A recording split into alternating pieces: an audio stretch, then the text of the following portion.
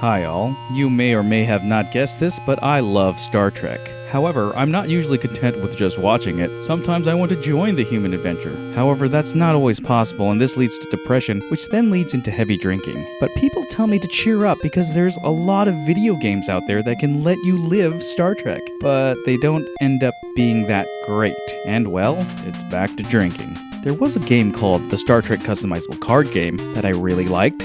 And in my opinion, it was the best game out there that gave you that Star Trek experience. But if you don't have another player, it becomes a problem. I'm well aware there are groups who play this regularly, but let's just say you're in a situation where you're by yourself and no other players are around. They probably don't want to play with you because of your drinking problem. That's why I developed Solitaire rules for this occasion. All you need is what you see here. Now, word of warning. There are some cards you will not be able to use in Solitaire play. Here are a few. But I'm not going to list all of them. I've had too much to drink. Just use your best judgment. Obviously, if it has anything to do with an opposing player making a decision, it does no good to include it in your deck. The other word of warning for the casual viewer who doesn't play this game, this is for the community who already knows how to play this game in its two-player format. You're not going to understand a good amount of this if you've never played this game. If you're curious, pick up this game, learn how to play, and maybe this video will be useful to you later. Otherwise, this is going to be very confusing to you. I might make a video in the future of the basic gameplay, but for now, I'm going to explain the Solitaire rules. Let's take a look at what kind of cards that are needed for Solitaire play. You'll need 3 decks devoted to the 3 types of dilemmas: space, planet, and dual dilemmas. I'd say each deck will need at least 16 cards. Just be aware you're not going to be using all of them in the game. The next deck you'll need is a deck made out of interrupts and events that can affect your ship or personnel. It will also need artifacts and enemy starships. I call this the encounter deck. This deck shouldn't be too big, maybe 15 to 20 cards.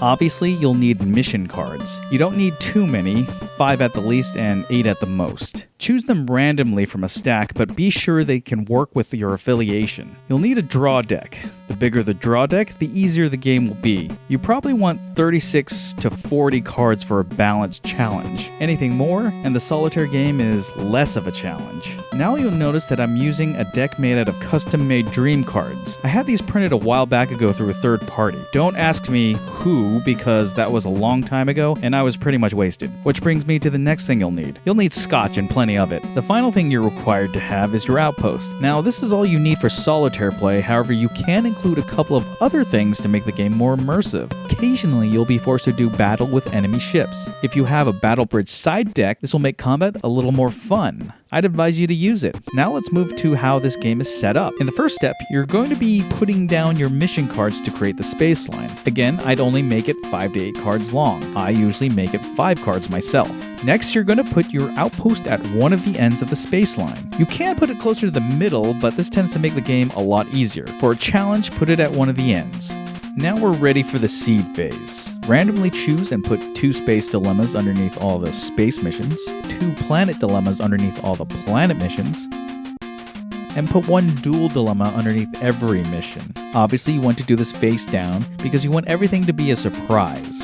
Then you're going to randomly put 1 card from the Encounters deck and place it underneath each mission. Shuffle each stack and place them underneath each of the corresponding missions. That way, when you do a mission attempt, everything will be unpredictable. Next, take a sip of scotch. It makes the pain go away. This is an optional rule. I would pick 1 ship from your deck and dock it at your outpost. Since you're playing Solitaire, it's good to get this out of the way because waiting for a ship might become a problem if they're all shuffled at the bottom. Go ahead and take another sip. Alright, now that the game is set up, you're ready to play. Everything pretty much proceeds like a normal game. Draw up 7 cards, take your turn, and occasionally take a sip. Keep in mind the following. Instead of playing 1 card every turn, you're going to be playing 2 cards. This is very similar to the warp speed rules introduced in the Voyager expansion. Naturally, you'll be drawing 2 cards at the end of your turn instead of just 1. When you encounter an enemy ship that's seated underneath a mission, you need to immediately battle it. The mission attempt is stopped and may be resumed your next turn. If you're playing with the Battle Bridge side deck, choose 2 tactic cards for yourself and 1 for the opposing ship. Once you've decided on the tactic you want to use, reveal the enemy's tactic and calculate calculate the outcome. Although the opposing ships attack when it first appears, it will not attack again unless the player decides to attack it. The player can continue with the mission attempt, but they cannot solve the mission until the ship is not present. Naturally, you can either annihilate the enemy or somehow make the ship disappear. For example, you could use a Temporal Rift card and make it disappear for 2 turns, because technically the enemy ship is not present for those turns. It will leave the mission open to be solved. If you encounter a seated interrupt or event card that affects your ship or personnel, it plays immediately. This will give you an opportunity to use cards like Kevin Uxbridge or Amanda Rogers, if they're part of your draw deck, that is.